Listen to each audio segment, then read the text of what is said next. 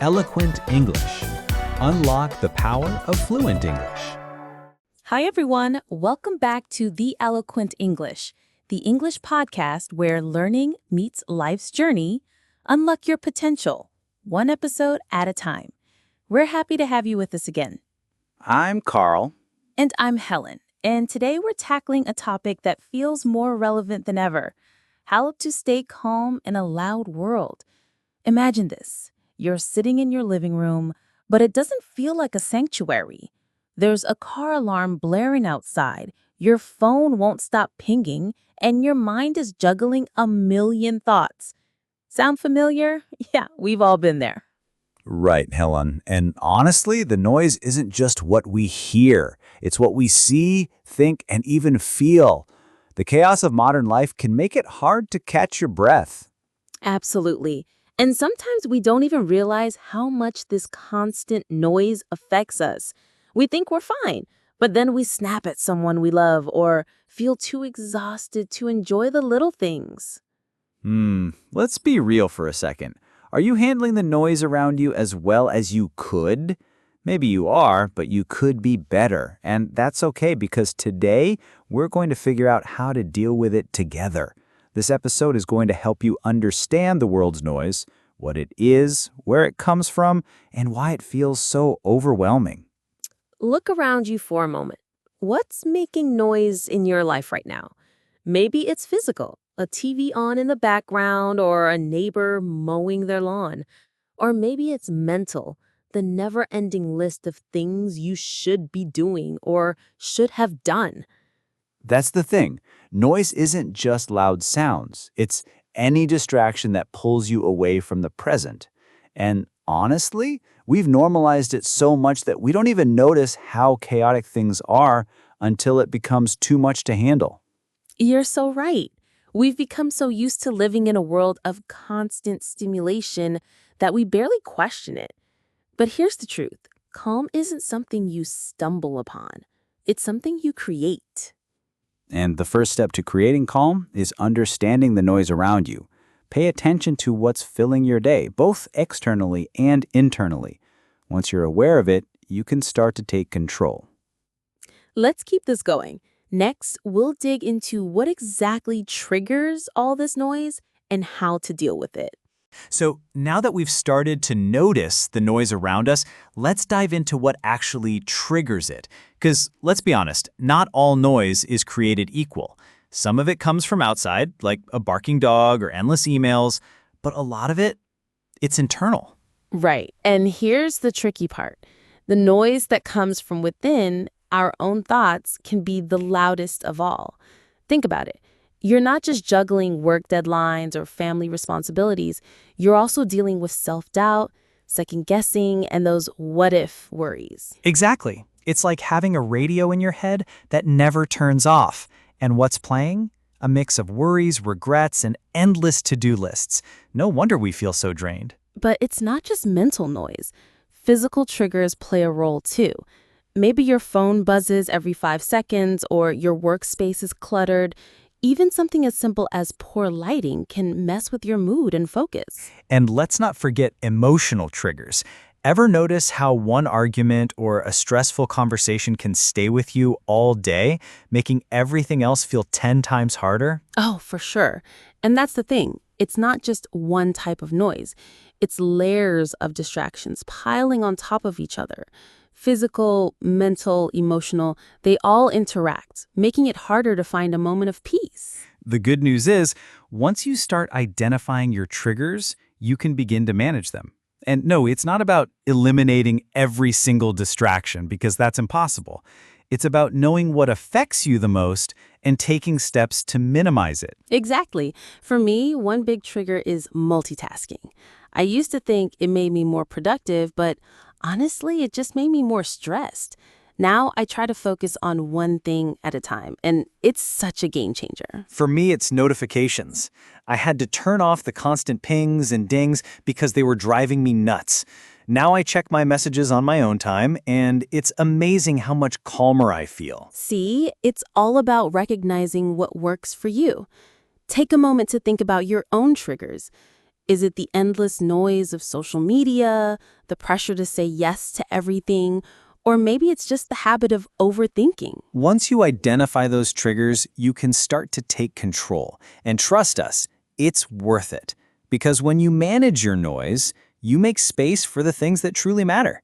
Now that we've identified the noise and its triggers, let's talk about finding focus in the middle of chaos. Because let's face it, the world isn't going to quiet down just because we want it to. Absolutely. But here's the thing. Focus isn't about shutting everything out. It's about tuning in to what matters most. Think of it like a camera lens. You can't capture everything, but you can choose what to zoom in on. That's such a great way to put it, Carl.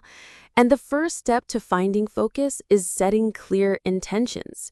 When you wake up in the morning, ask yourself, what's the one thing I want to accomplish today? It could be something big, like finishing a project, or something small, like enjoying a quiet cup of coffee. And don't underestimate the power of small rituals. For me, it's starting my day with a few minutes of journaling. It helps me clear my mind and set the tone for the day. For me, it's taking a short walk. No phone, no distractions. Just me and the fresh air. It's amazing how quickly that helps me feel more grounded. Another tip? Try the 2-minute rule. If something is going to take less than 2 minutes, like replying to an email or tidying up a space, just do it right away. It clears mental clutter and keeps you from feeling overwhelmed later. Ooh, I love that. And speaking of clutter, let's not forget how our environment affects our focus. If your desk is a mess or your phone is constantly lighting up, it's going to be hard to concentrate. Take a few minutes to organize your space and set boundaries with your devices. And when you feel overwhelmed, remember, it's okay to pause. Just stop, take a deep breath, and ask yourself, what's the next small step I can take? Yes, it's not about doing everything at once. It's about doing one thing at a time. And don't worry if it feels hard at first.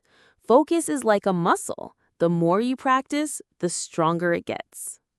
So, take it one step at a time. Find your focus and watch how it transforms the way you navigate the noise around you. So now that we're starting to find focus, let's talk about filtering what truly matters. Because honestly, not everything deserves your attention. That's such an important point, Helen. We live in a world where everything feels urgent, but the reality is most things aren't. The key is learning to separate what's important from what's just noise. Exactly. And it starts with asking yourself a simple question. Does this really matter to me? If the answer is no, then it's okay to let it go. But here's the catch. Sometimes we feel guilty about saying no. Whether it's a work request or a social invitation, we worry about disappointing people. Ugh, I've been there. But saying no doesn't mean you're selfish. It means you're making room for what's truly important. Think of it this way. Every time you say yes to something that doesn't matter, you're saying no to something that does. And that's why prioritizing is so powerful. Start by identifying your non-negotiables, the things that matter most to you, like spending time with loved ones, pursuing a passion, or taking care of your health. Once you know your priorities, it becomes so much easier to filter out the distractions. For example, if your goal is to have more quality time with your family, then maybe you don't need to check your email after dinner. Or if your focus is on personal growth, you can trade an hour of scrolling social media for an hour of reading or practicing a skill. And let's not forget about digital noise. Unsubscribe from emails you never read, turn off unnecessary notifications, and limit your screen time. Trust me, your brain will thank you. Absolutely. It's about creating boundaries, not just with others, but with yourself. And remember, you don't have to do it all at once. Start small. Maybe today you decide to spend 10 minutes less on your phone. Yes, and don't be afraid to reevaluate. What mattered to you last year might not matter now, and that's okay. Life changes and so do our priorities. At the end of the day, it's about aligning your actions with your values. When you focus on what truly matters, the rest starts to fade into the background. And that's the beauty of filtering. You make space for calm, clarity, and connection. Now that we've filtered out the noise, let's talk about creating spaces, both physical and mental, that promote calm. Because let's face it, where you spend your time matters. So true. Have you ever walked into a messy room and instantly felt stressed? That's because our environment affects how we feel. The good news is, you can design spaces that help you feel more at ease. Absolutely. Start with your physical space, whether it's your home, office, or even your car. Think about ways to make it more calming.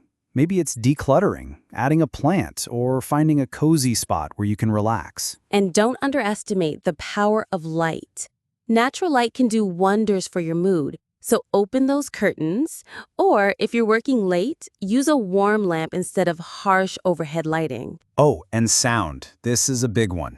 If you can't escape the noise, try adding something soothing, like soft music or white noise. It can make a huge difference. That's a great tip, Carl.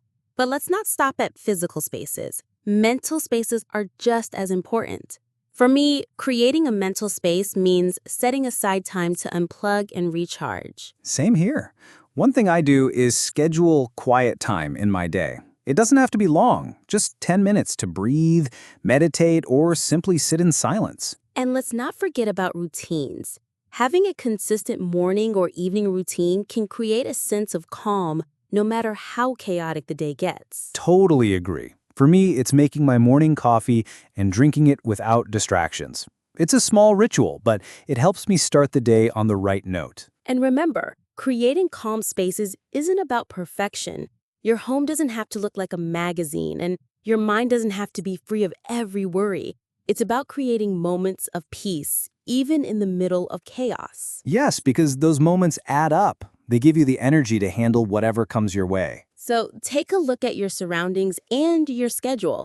Where can you carve out a little space for calm? Even the smallest change can make a big difference. Now that we have our calm spaces, let's talk about some practices that help us embrace stillness and recharge, even when the world is loud.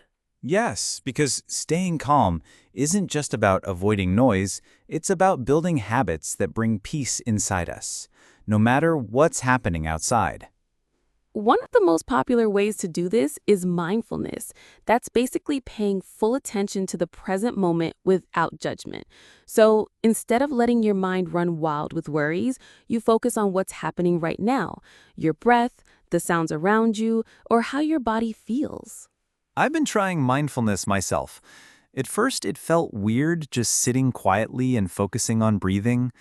But the more I practice, the more I notice how much it helps me calm down, even during stressful times.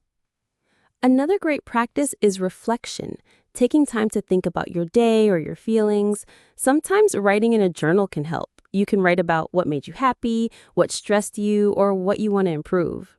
Journaling is like talking to yourself in a kind way. It helps you understand your thoughts better instead of letting them build up inside. And then there's breathing exercises. Sounds simple, but deep, slow breaths can actually calm your nervous system. When you feel overwhelmed, try taking 5 slow breaths. Inhale deeply through your nose, hold it for a moment, then slowly exhale through your mouth. I love that one because it's easy to do anywhere, on the bus, at work, or even in the middle of a noisy room. Exactly. The key is to make these practices part of your daily routine. Start small, a minute of mindfulness here, a quick journal entry there, and gradually build from there. And don't beat yourself up if you miss a day. The goal is progress, not perfection. Right. Over time, these stillness practices help you build a calm center inside yourself. So no matter how loud the world gets, you have a place to return to. It's like having a quiet island in the middle of a noisy ocean. And that island is yours to visit anytime you need. We've covered a lot so far, recognizing noise, finding focus, filtering distractions, creating calm spaces, and practicing stillness.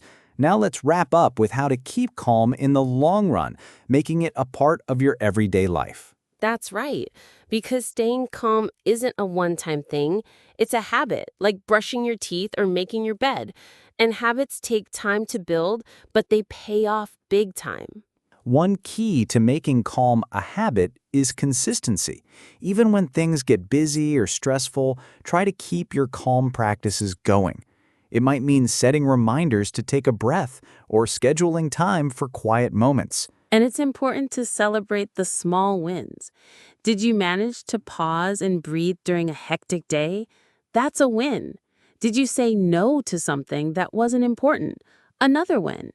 These little moments add up. Also, be kind to yourself. Sometimes noise and stress will win, and that's okay. The goal isn't to be perfectly calm all the time, but to keep returning to your calm center. Another helpful tip is to connect with others who support your calm journey. Friends, family, or even online groups can help you stay motivated and share tips. And don't forget to keep learning. Try new calming techniques, read about mindfulness, or listen to calming music. The more tools you have, the easier it is to stay calm. Finally, remember that calm is a choice. It doesn't mean ignoring problems or pretending everything's fine. It means choosing to respond with clarity and peace, even when life gets noisy. So take what we've shared today, put it into practice, and watch how your life changes. Thanks for joining us on this journey. Stay calm, stay curious, and remember, you've got this. Vocabulary list. Trigger. Noun. Something that causes a reaction. Loud noises can be a trigger for stress. Internal. Adjective. Inside your mind or body. Internal thoughts can sometimes be louder than outside noise. Multitasking. Noun. Doing many tasks at once. Multitasking can increase stress and reduce focus. Notification. Noun. An alert on a device. I turned off notifications to avoid distractions. Prioritize. Verb. To decide what is most important. I prioritize my health over extra work hours. Boundary. Noun. A limit or rule you set for yourself. Setting boundaries helps protect your time. Declutter. Verb. To remove unnecessary things. I declutter my desk to feel less stressed. Mindfulness. Noun. Paying attention to the present moment. Practicing mindfulness helps calm the mind. Reflection. Noun. Thinking carefully about something. Reflection helps me understand my feelings better. Ritual. Noun. A regular activity with special meaning. My morning coffee is a calming ritual. Consistency. Noun. Doing something regularly. Consistency in practice leads to better habits. Calm center. Noun. An inner place of peace. Meditation helps me find my calm center. Recharge. Verb. To restore energy or strength. I recharge by taking short breaks during work. Overwhelm. Verb. To feel too much pressure or stress. Too many tasks can overwhelm anyone. Habit. Noun. A regular behavior or practice. Drinking water in the morning is a healthy habit.